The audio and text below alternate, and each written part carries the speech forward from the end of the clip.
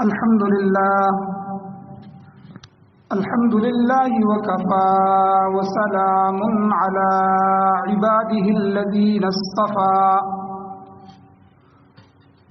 أما بعد فأعوذ بالله من الشيطان الرجيم بسم الله الرحمن الرحيم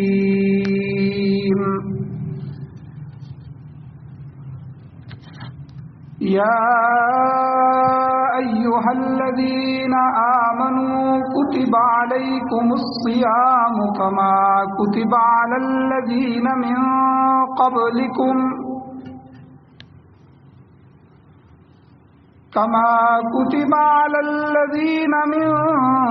قبلكم لعلكم تتقون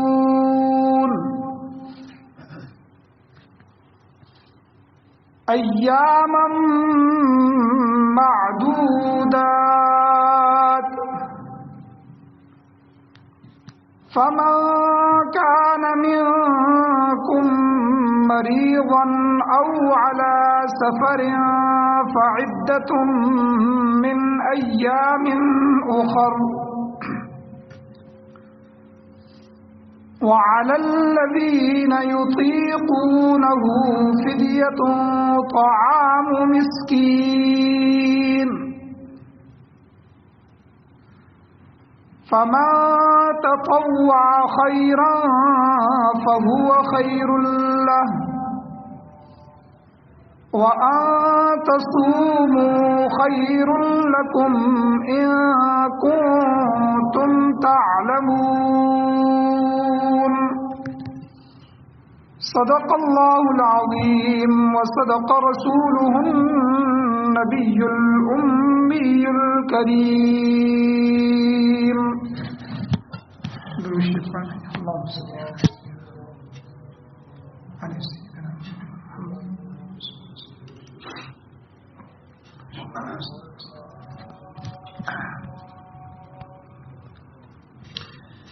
میرے واجب الاحترام، میرے بزرگوں، میرے دوستوں، میرے نوجوان ساتھیوں، اللہ جل شانہ کا احسان ہے کہ اللہ نے ہمیں اپنا مہینہ، جس کو اللہ نے اپنا مہینہ کہا، اس کی کتنی بڑی فضیلت ہوگی کہ اللہ نے یہ اپنا مہینہ ہمیں عطا فرمایا. اور اصل بات یہ ہے کہ اللہ جل شانہ نے انسان کو اس دنیا میں بھیجا کس کے لیے؟ انسان اپنے مقصد کو پہچان لے کہ میرے آنے کا مقصد کیا ہے. تو انسان کا اس دنیا میں آنا یہ اللہ کی بندگی کے لیے. انسان یہاں چند روز کا مہمان ہے. اپنی مہلت، اپنا وقت، اپنی مدت مکمل کرنے کے بعد اگلے سفر کی طرف روانہ ہو جانا ہے. لیکن خوش نصیب انسان وہ ہے جو اپنی اس زندگی کو اپنے مقصد کے اوپر گزار کے چلائے. یاد الہی میں، اللہ کی یاد میں اپنا وقت گزار دے.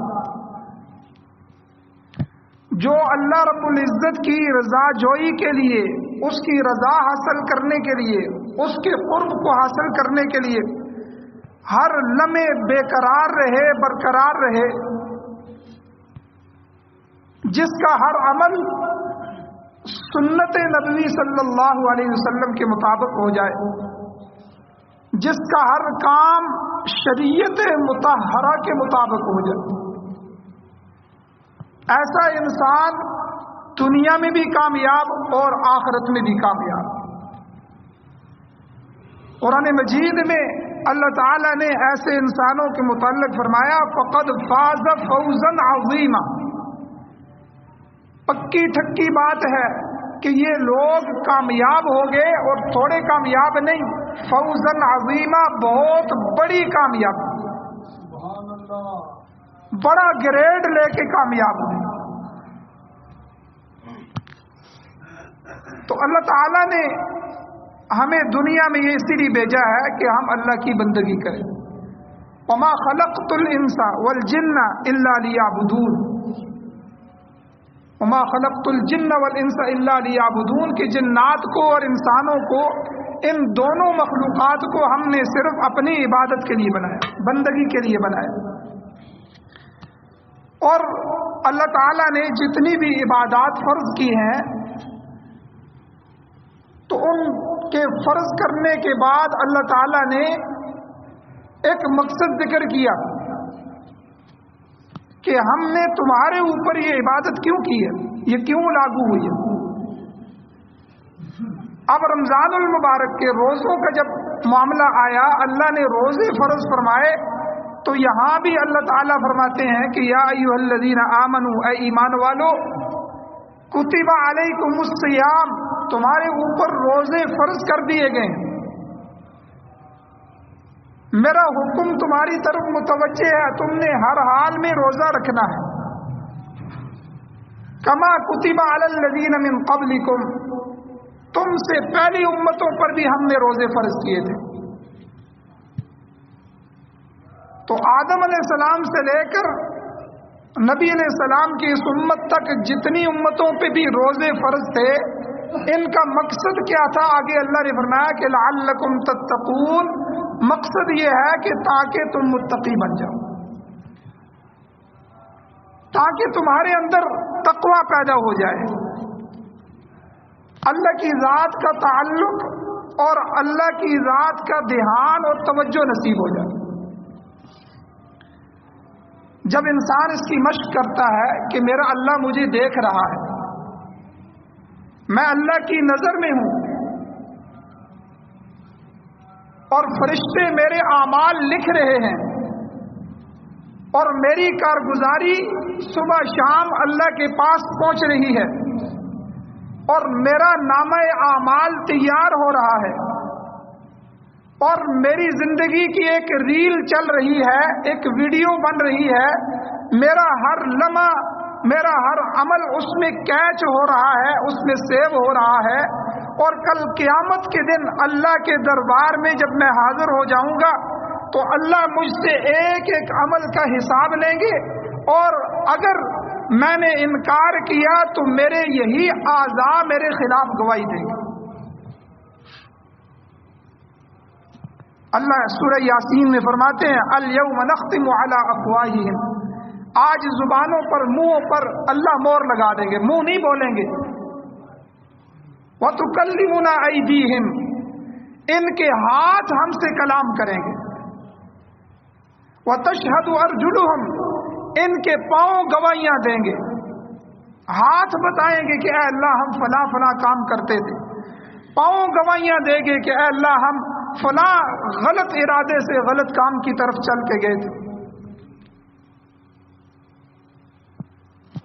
तो इंसान के अंदर तकवा उसी वक्त पैदा होता है जब अल्लाह जल्ल शानहू के साथ मोहब्बत पैदा हो जाए, अल्लाह की अजमत दिल में आ जाए, और अल्लाह जल्ल शानहू का जो मकाम है इंसान को समझ आ जाए।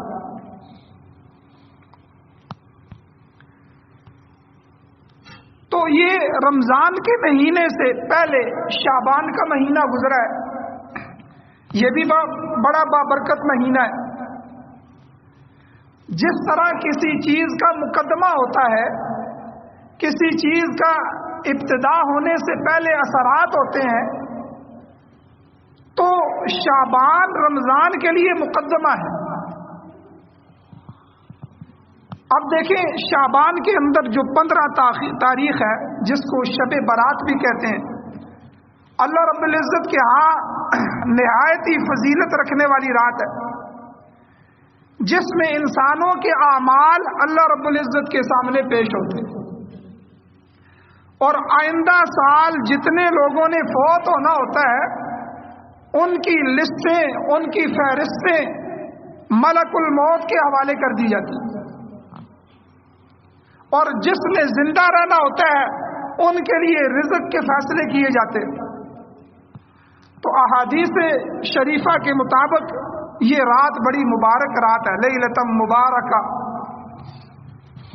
بلکہ امام ربانی حضرت مجدد الفسانی رحمۃ اللہ علیہ اپنے مکتوبات میں فرماتے ہیں کہ جیسے سورج طلوع ہونے سے پہلے پہلے صبح کی سفیدی نکلنی شروع ہو جاتی ہے، سفیدی نمودار ہونا شروع ہو جاتی ہے، وہ پھیلنا شروع ہو جاتی ہے، اور پھر آہستہ آہستہ وہ بڑھتی رہتی ہے، حتیٰ کہ پورا سورج نکلنے سے تھوڑی دیر پہلے روشنی ایسے ہو جاتی ہے جیسے سورج نکل آیا ہو،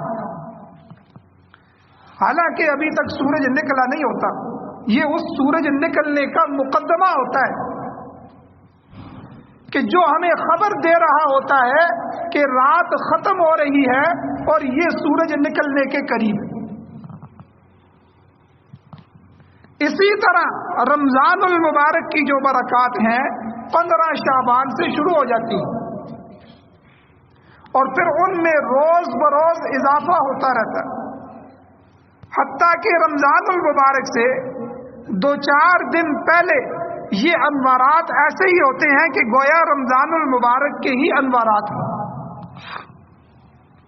پھر رمضان المبارک کی پہلی تاریخ آتی ہے تو انوارات کا یہ سورج اپنے رخ تاباں کے ساتھ جلوہ گر ہو جاتا ہے، لوگوں کے سامنے آ جاتا ہے اور ایمان والوں کے دلوں کو منور فرماتا ہے۔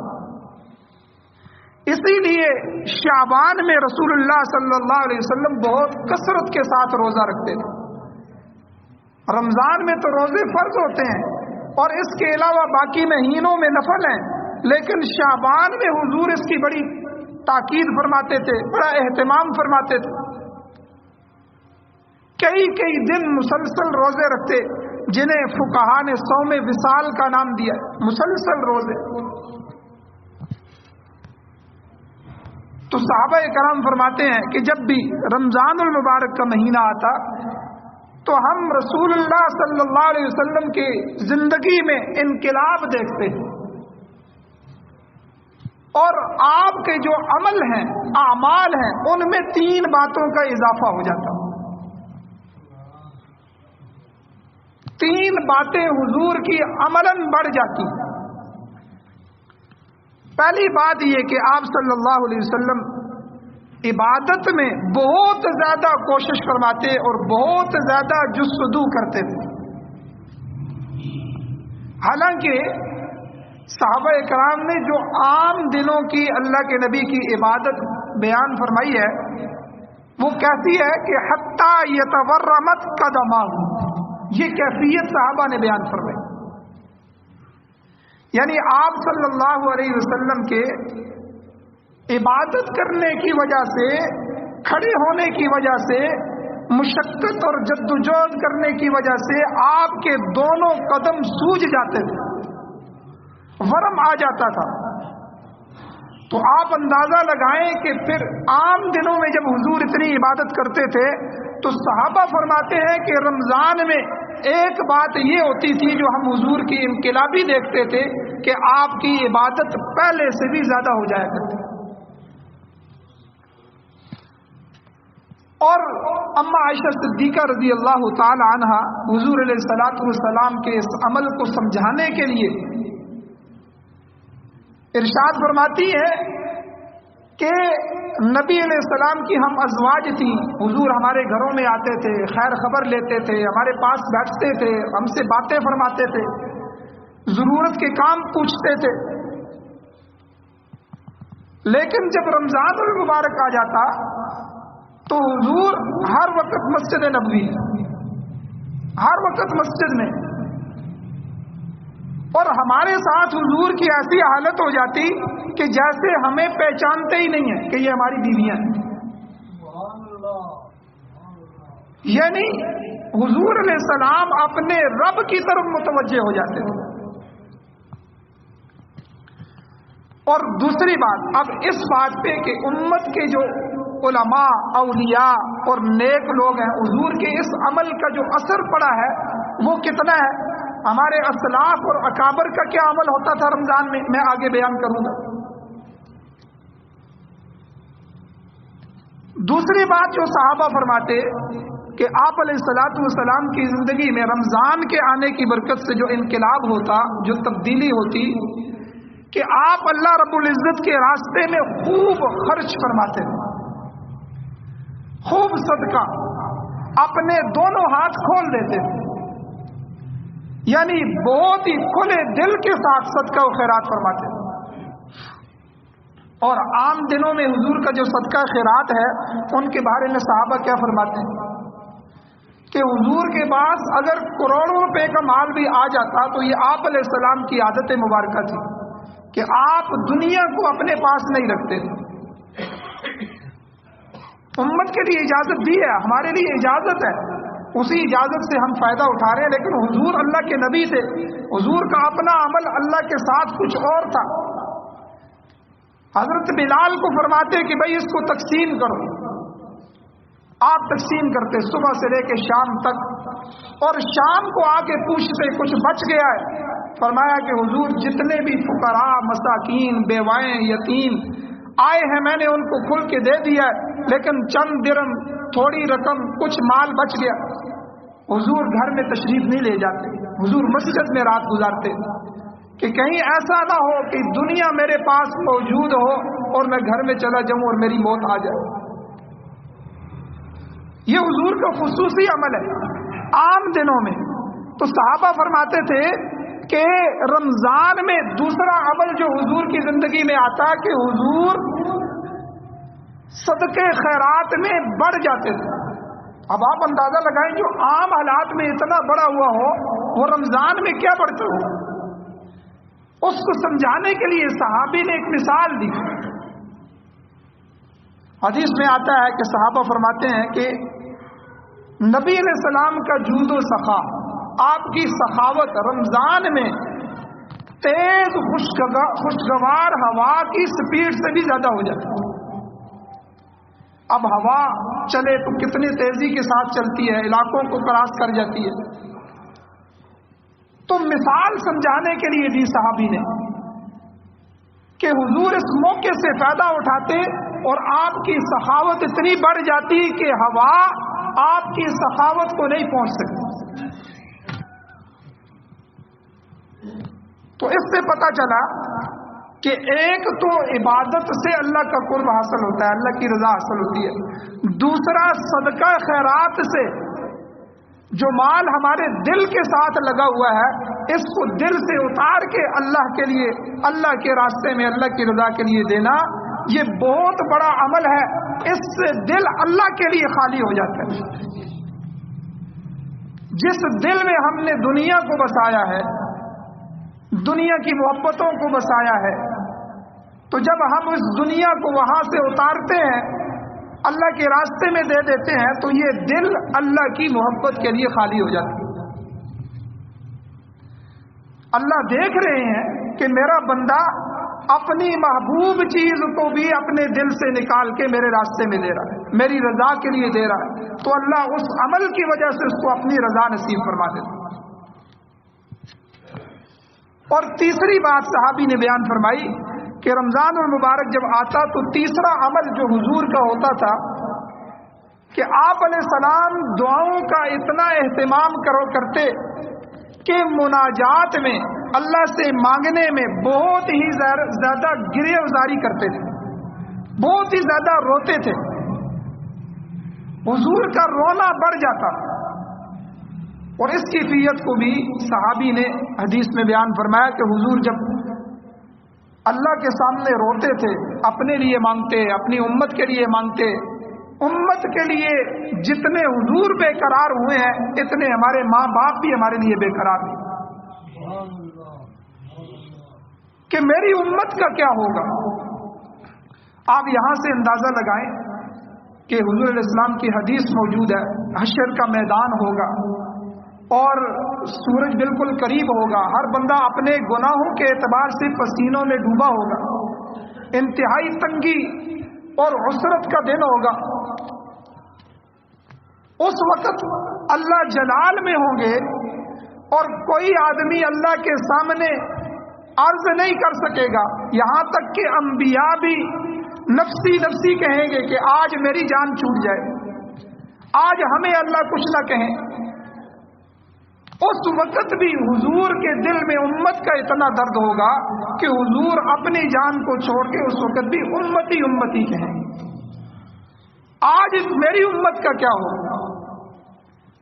آج جو امت حضور علیہ السلام کی سنتوں کو اکھاڑ رہی ہے، حضور کے ہر عمل کی مخالفت کر رہی ہے، حضور علیہ السلام کی بغاوت کو ہم نے اپنی زندگی کا وتیرہ بنا رکھا ہے، اس امت کے لیے حضور کتنا روئیں گے؟ دنیا میں جو روئے، صحابہ فرماتے ہیں کہ حضور علیہ السلام کے رونے کی وجہ سے حضور علیہ السلام کی یہ جو رخسار ہیں یہ سوج جاتے تھے، آنسو مسلسل گر رہے ہوں تو آدمی کا چہرہ سوج جاتا ہے، نشان پڑ جاتے تھے رونے کی وجہ سے، پتہ چلتا تھا کہ یہاں آنسو گزرے۔ لیکن رمضان المبارک میں حضور علیہ السلام کا گریہ زاری، حضور کا رونا، حضور کا دھونا، یہ رمضان میں بہت زیادہ ہو جاتا ہے۔ تو حضور کے ان 3 اعمال سے پتہ چلا کہ ہمارے لیے بھی مشعل راہ یہ ہے کہ ہم رمضان المبارک میں اسی کو کہ عبادت ہماری سب سے زیادہ بڑھ جائے، عام دنوں میں ہم جتنی عبادت کرتے ہیں اس سے زیادہ ہو جائے، اور صدقہ خیرات ہمارا بڑھ جائے، اور اللہ کے سامنے رونا اور آنسو بہانا ہمیں آ جائے۔ آج یہ آنسو ہمارے ختم ہو گئے ہیں، ہم لوگوں کے سامنے تو رو لیتے ہیں، دنیا کے لیے تو رو لیتے ہیں، لیکن آخرت کے لیے ہمیں رونا نہیں آتا۔ اب امت اس رونے کو بھول گئی۔ حضور جیسے آدمی جن کی بخشش ہو چکی ہے، جن کی مغفرت فرمائی چکی ہے، جن کو مغفرت کی یقین دہانی کروائی جا چکی ہے کہ حضور ہم نے آپ کے پہلے اگلے پچھلے سارے گناہ معاف کر دیے ہیں، پھر بھی حضور اللہ کے سامنے رو رہے۔ تو اس لیے میرے بھائیوں، رمضان المبارک میں ان اعمال کا خصوصی اہتمام کرو، عبادت کے ذریعے اپنے جسم کو تھکائیں۔ ہمارے جسم دنیا کے کام کاج کے لیے روز تھکتے ہیں، 8 گھنٹے کی ڈیوٹی، 10 گھنٹے کی ڈیوٹی، اوور ٹائم، روزانہ ہم اس جسم کو دنیا کے لیے تھکاتے ہیں۔ کوئی ایسا بھی وقت آئے کہ یہ اللہ کی عبادت کے لیے تھک جائے۔ حضور کے پاؤں میں ورم آ جاتے تھے، ہمارے اوپر، اس امتی کے اوپر بھی ایسا وقت آ جائے کہ عبادت کرتے کرتے اس کے پاؤں بھی سوج جائیں، اور کوئی ہمارے اوپر ایسا وقت آ جائے کہ ہماری آنکھیں نیند کو ترس جائیں، اور ہم اپنے آپ کو سمجھائیں کہ اگر تم اللہ کی رضا کے لیے جاگو گے تو کل قیامت کے دن انہی آنکھوں سے تمہیں اللہ رب العزت کا دیدار نصیب ہو۔ آج جو آنکھ اللہ کے لیے روتی ہے، آج جو آنکھ اللہ کے لیے بےتاب ہو جاتی ہے، آج جس آنکھ میں اللہ کی محبت اتر آتی ہے، اللہ اسی آنکھ سے کل اپنا دیدار کروائے۔ ہم اپنی آنکھ کو ایسا بنائیں تو صحیح، یہ آنکھیں آج جاگیں گی تو کل قبر کے اندر انشاءاللہ یہ میٹھی نیند سوئیں گی۔ جو دنیا میں مشقت میں مبتلا ہوتا ہے، اپنے آپ کو اللہ کے لیے وقف کرتا ہے، تو اللہ قبر میں اس کو فرمائیں گے کہ تم سو جاؤ، اس طرح سو جاؤ کہ جس طرح دلہن سو جاتی۔ موت کے بعد ہے بیدار دلوں کو آرام، نیند بھر کر وہی سویا جو کہ جاگا ہوگا۔ کسی شاعر نے بڑا خوب شعر کہا ہے کہ جو جاگا ہوگا اسی کو نیند زیادہ آئے گی، وہی خوب سوئے گا بھی۔ تو یہ جاگنے کا مہینہ ہے، ہم اپنے آرام میں کمی کر لیں گے، یوں سمجھیں کہ مشقت اٹھانے کا یہ مہینہ ہے۔ بلکہ علماء نے لکھا ہے کہ یہ نیکیوں کا سیزن ہے۔ جس طرح ہم دیکھتے ہیں کہ جو لوگ تجارت کرتے ہیں ان کے کاروباری سیزن آتے ہیں، عید سے پہلے تجارت کے سیزن ہے، فلاں کا سیزن آیا ہے، درزی ہیں ان کا اپنا سیزن ہے، فصلوں کے اندر زمینداروں کے سیزن ہے، تو تاجروں کے کاروباری سیزن ہوتے ہیں۔ جس شخص کا سیزن آ جائے وہ اپنی محنت کو कई गुना बढ़ा देता है, अपनी मसरूफियात छोड़ देता है और दूसरे दोस्तों से, मिलने वालों से माजरत कर लेता है कि भाई मेरा सीजन चल रहा है, इसलिए मैं आपको वक्त नहीं दे सकता, मैं माजरत चाहता हूं। बल्कि इंसान अपने सीजन के दिनों में खाने पीने की भी परवाह नहीं करता, रात को उसे सोने की भी फिक्र नहीं होती, उसको हर वक्त ये गम होता है कि मैं किस तरह इस सीजन से कमा लूं, सीजन से जितना नफा उठा सकता हूं मैं उठा लूं ताकि मुझे ज्यादा से ज्यादा फायदा हो जाए। इंसान सोचता है कि ये थोड़े दिनों की मेहनत है, थोड़े दिनों की मुशक्कत और जुस्तजू है, इसके बाद फिर आराम कर लेंगे। इसी तरह रमजानुल मुबारक नेकियां कमाने का सीजन है। जो लोग अपने गुनाहों को मुआफ करवाना चाहते हैं, अल्लाह रब्बुल इज्जत का कुर्ब हासिल करना चाहते हैं, अल्लाह जल्ल शानहू की मईयत के हुसूल के लिए बेकरार रहने वाले हैं, उनके लिए ये महीना एक सीजन है। बल्कि रोजेदार की जो आंखें हैं वो भी रोजेदार होती है, रोजेदार की जुबान भी रोजेदार होती है, रोजेदार के कान भी रोजेदार होते हैं, शर्मगाह भी रोजेदार होती है, दिल और दिमाग का भी रोजा होता है। जब इस तरह हम सर के बालों से लेकर पांव के नाखूनों तक रोजेदार बन जाएंगे तो अफ्तार के वक्त इसका असर क्या होगा कि जब अफ्तारी का वक्त होगा हम अपना दामन फैलाएंगे, अल्लाह रब्बुल इज्जत से मांगेंगे, अल्लाह ताला हमारे इस दामन को खाली नहीं छोड़ेंगे, हमारी दुआओं को कबूल फरमाएंगे। क्योंकि बंदे ने पूरा दिन अपने सारे आज़ा के साथ रोजे में गुजारे, आंख ने गलत नहीं देखा, जुबान ने गलत नहीं बोला, हाथ ने गलत काम नहीं किया, पांव गलत काम की तरफ चल के नहीं गए, शर्मगाह की हिफाजत हुई, दिल और दिमाग पर गलत ख्यालात और तसव्वुरात नहीं आए।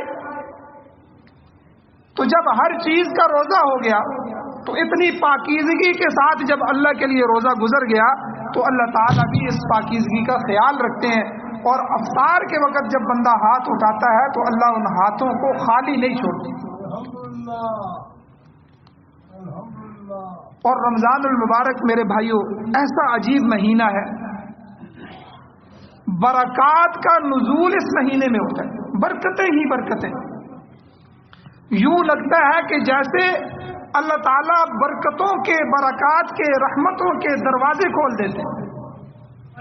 हदीस में आता है, नबी अलैहिस्सलाम ने इरशाद फरमाया कि रमजानुल मुबारक के आने से पहले, अभी रमजान शुरू नहीं होता, चंद दिन पहले से ही जन्नत को खुशबुओं की धुनी दी जाती है। जिस तरह हम मेहमान के आने से पहले, अभी मेहमान घर में दाखिल नहीं हुआ, हम घरों में खुशबू लगाते हैं, कमरों को सजाते हैं, खुशबू की धुनी लगाते हैं। अल्लाह ताला ईमान वालों के लिए जन्नत को सजा देते हैं। हदीस में आता है, हुजूर ने फरमाया रमजान से पहले जन्नत को खुशबुओं की धुनी लगाई जाती है, ईमान वालों के लिए जन्नत को सजाया जाता है। और फिर जब पहली रमजान का वक्त आता है तो अल्लाह रब्बुल इज्जत जन्नत के दरवाजों को खोल देते हैं और फरिश्तों को फरमाते हैं कि आज के दिन से जन्नत के दरवाजे ईमान वालों के लिए खोल दो। गोया ईमान वालों के लिए जन्नत इस तरह सजाई जाती है जैसे दुल्हा के लिए दुल्हन सजाई जाती है। हुजूर ने खुद इरशाद फरमाया, अल्लाह ताला इतना एहतमाम करते हैं रमजान में ईमान वालों के लिए। फिर इस महीने की बरक़ात इतनी ज्यादा है कि जब कोई आदमी रोजा रखता है तो उस रोजे के लिए आप अंदाजा लगाएं, उस रोजेदार के लिए अल्लाह कितना एहतमाम फरमाते हैं कि रोजा इंसान रख रहा है, ईमान वाला रख रहा है। अल्लाह ताला परिंदों को हवाओं के अंदर, ये हवाओं की मखलूक है, परिंदे हवा में उड़ते हैं, चिमटियां और इस तरह के हशरात बिलों में होते हैं, उनको और दरियाओं, समुद्रों, पानी में मछलियों को, तीनों मखलूकात को अल्लाह इस काम पे लगा देते हैं कि इन रोजेदारों के लिए आप दुआएं करें। हदीस में आता है कि तीनों मखलूकात, फिजा की मखलूकात, زمین کے اندر رہنے والی مخلوقات، بلوں کی مخلوقیں اور سمندر کے پانیوں میں چلنے والی مخلوقات، تینوں مخلوقات کی ڈیوٹی اللہ لگا دیتے ہیں. میرے بندے مجھ سے مانگ رہے ہوں گے، دعائیں کر رہے ہوں گے، آپ نے ان کے لیے دعائیں کرنی. اے اللہ روزے داروں کو یہ عطا فرما، اے اللہ روزے داروں پر رحم فرما. یہ ساری مخلوقات اپنے کام کاج چھوڑ کے رمضان کے مہینے میں میرے لیے اور آپ کے لیے اللہ سے دعائیں مانگیں. کتنی بڑی فضیلت ہے روزے داری. اور دوسری مخلوقات، چوتھے نمبر پہ فرشتے ہیں. تو فرشتوں کی ڈیوٹی یہ لگ جاتی ہے. حضور نے فرمایا کہ روزے دار آدمی جو خود اپنے لیے دعائیں کرتے ہیں، اللہ تعالیٰ فرشتوں کی ڈیوٹیاں لگا دیتے ہیں کہ آپ نے ان کی دعاؤں پر لبیک کہنا ہے اور آمین کہنا ہے. آپ جو بھی دعا مانگتے ہیں، فرشتہ آپ کے ساتھ کھڑا ہوتا ہے، وہ آپ کے لیے اللہ سے آمین کر رہا ہوتا ہے. اے اللہ اس بندے کی اس دعا کو قبول کرو. تو اسی لیے علماء نے لکھا ہے کہ یہ رمضان کا ایک ایک لمحہ اتنا قیمتی ہے، اتنا برکت والا ہے کہ ایک ایک لمحے سے اللہ کے ولی بنے جا سکتے ہیں، ابدال اور قطب بن رہے ہیں. تو رمضان المبارک ایمان والوں کے لیے گویا کہ جس طرح بہار کا مہینہ ہوتا ہے، اس طرح مہینہ ہوتا ہے. جس طرح بہار کے مہینے میں آپ نے دیکھا ہے، یہ مہینہ ابھی جو شروع ہو رہا ہے، ہر طرف نئے پتے، خوبصورت شاخیں، خوشبودار پھول اور درخت ہرے بھرے سرسبز و شاداب اور پھول کھلے ہوئے ہوتے ہیں. باغوں میں جائیں تو فضا مہکی مہکی ہوتی ہے، خوشبودار ہوتی ہے. کیوں کہ ہر بندہ کہے گا جی بہار کا مہینہ ہے، ہر طرف سبزہ دکھائی دے رہا ہے، خوشبوئیں ہیں، فضا خوشبوؤں سے بھری ہوئی ہے. تو اس لیے کہ وہ بہار کا مہینہ ہے. اسی طرح رمضان المبارک اللہ جل شانہ کی رحمت کی بہار کا مہینہ. اس کی صبح میں بھی رحمت، اس کی دوپہر میں بھی رحمت، اس کی شام میں بھی رحمت، اس کی رات کی ابتدا، انتہا اور درمیان میں بھی رحمت. ہر چیز، تہجد کے اوقات میں برکت، اور افطاری کے وقت میں اللہ نے رحمت، سحری کرنے میں اللہ نے رحمت رکھ دی، اور تراویح کے وقت میں تراویح پڑھنے میں برکتیں، رحمتیں. تو ہر لمحے، ہر وقت یہ بہار کا مہینہ ہے، رمضان کا مہینہ. جو انسان اپنے گناہوں کو بخشوانا چاہے، اللہ رب العزت کی ناراضگی کو ختم کر کے راضی کرنا چاہے، اس کے لیے یہ سنہری موقع ہے رمضان. اس کو گولڈن چانس کہہ لو، سنہری موقع کا لفظ. ہمارے سلف صالحین، ہمارے اسلاف، ہمارے بزرگ اور ہمارے بڑے اس مہینے کی ان برکتوں سے کیسے فیض یاب ہوتے تھے. چند مثالیں میں آپ کے سامنے رکھتا ہوں کہ آپ کو اندازہ ہو جائے کہ ہمارے بڑوں نے، ہمارے بڑے اکابر اور اسلاف نے اس مہینے سے کس طرح فائدہ اٹھایا. اور میں نے پہلے بات کر دی کہ حضور علیہ السلام کی جو عبادت بڑھ جاتی، صدقہ خیرات بڑھ جاتا، حضور کی دعاؤں کا اہتمام بڑھ جاتا، حضور کا رونا دھونا بڑھ جاتا، وہ اثر حضور کی اس امت کے اولیاء اور بڑے لوگوں پہ بھی آیا. سب سے پہلے صحابہ پر آیا ہے، پھر صحابہ سے ان کے شاگردوں پر آیا ہے. اسی طرح آج بھی ایسے لوگ موجود ہیں. میں نے امام اعظم ابو حنیفہ رحمہ اللہ کا معمول آپ کے سامنے کئی دفعہ ذکر فرمایا، جن کے ہم مقلد ہیں. فقہ میں ہم فقہ حنفی کے اوپر عمل کرتے ہیں. یاد رکھیں یہ جو فقہ ہے نا، یہ قرآن و حدیث کے مخالف چیز نہیں ہے، یہ قرآن اور حدیث کا نچوڑ ہے. ہر عمل، ہر مسئلہ قرآن اور حدیث سے واضح طور پہ ثابت نہیں ہوتا. تو جو چیزیں قرآن اور حدیث سے ثابت ہیں وہ تو قرآن و حدیث سے عمل کی جائیں گی، اور جو چیزیں قرآن و حدیث میں ڈبل آ گئی ہیں، حضور کے دورے عمل آ گئے ہیں، ان میں سے کسی ایک کو ترجیح دینی ہے. جیسے رفع یدین کرنا اور نہ کرنا دونوں ثابت ہے. اب جو امت کے فقہا ہیں، انہوں نے ایک نے اس عمل کو لیا، دوسرے نے اس عمل کو لیا، اور اس کے ماننے والے رفع یدین کر رہے ہیں، دوسرے نہیں کر رہے. علماء نے بڑی عجیب بات لکھی ہے کہ اللہ کو اپنے محبوب کا ہر عمل اتنا پسندیدہ تھا کہ اللہ تعالیٰ نے فقہا کے ذریعے ہر عمل کو پوری دنیا میں زندہ فرما دیا۔ اب ایک ہی عمل جاری ہوتا تو حضور کا دوسرا عمل چھوٹ جاتا۔ اور تیسری بات کہ فقہا ان جدید پیش آمدہ مسائل میں کہ جن مسئلوں کا قرآن و حدیث میں واضح تذکرہ نہیں ہوتا، ان مسائل میں امت کے سامنے حل پیش کرتے ہیں، قرآن و حدیث کی نچوڑ کر کے اس میں سے مسئلہ نکال کے۔ میں ایک مثال دیتا ہوں کہ روزہ جو ہے یہ کھانے سے ٹوٹ جاتا ہے، پینے سے ٹوٹ جاتا ہے۔ کیا روزہ ٹیکا لگانے سے، بوتل لگانے سے، گلوکوز چڑھانے سے روزہ ٹوٹتا ہے کہ نہیں؟ ایک مسئلہ پیش آ گیا علماء کے سامنے، اب اس کو حل تو کرنا ہے۔ اب قرآن و سنت میں، قرآن و حدیث میں یہ واضح نہیں۔ نبی علیہ السلام کے زمانے میں تو ٹیکے لگائے نہیں جاتے تھے، بوتل لگائی نہیں جاتی تھی۔ جب لگائی نہیں جاتی تو اس کا مطلب ہے قرآن میں بھی واضح حکم موجود نہیں، حدیث میں بھی موجود نہیں۔ اب فقہ اس کو کس طرح حل کرے؟ فقہا کے سامنے مسئلہ آ گیا۔ اب امام اعظم ابو حنیفہ رحمہ اللہ اور ان کے ساتھ کی جو ٹیم تھی فقہا کی، ان کے سامنے جب مسئلہ آیا تو انہوں نے حدیث کو غور سے دیکھا کہ کوئی ایسا عمل مل جائے ہمیں حدیث میں، اس سے ہم اس مسئلے کو حل کریں۔ اب ایک واقعہ حدیث میں مل گیا۔ واقعہ کیا تھا کہ ایک آدمی، ایک صحابی کا روزہ تھا، روزے کی حالت میں سانپ نے ان کو کاٹ لیا۔ اب نبی علیہ السلام کے پاس اس صحابی کو لایا گیا، حضور علیہ السلام نے ان کے روزے کو برقرار رکھا۔ اب سانپ جب کسی آدمی کو ڈستا ہے تو اپنی زہر گوشت میں یا رگوں میں چھوڑتا ہے۔